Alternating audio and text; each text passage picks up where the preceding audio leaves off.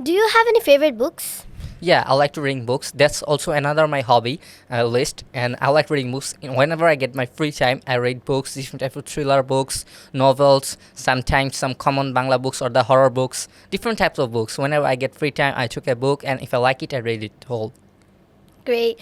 So, do you consider reading book is nice or reading book is a waste of time? What do you think? Okay, I think that reading book is a great way to actually enhance your time, actually properly utilize your time, because reading books you can get a knowledge outside of your bookish knowledge, and you can get general knowledge. Yes, moreover, it also helps to enrich your Bangla vocabulary or English vocabulary, different type of vocabulary that book you are reading. So that is also too much great for you. And reading books gives me pleasure. Personally, reading books give me pleasure because whenever I read a book, I feel it, I imagine it in real life. So that makes it more special.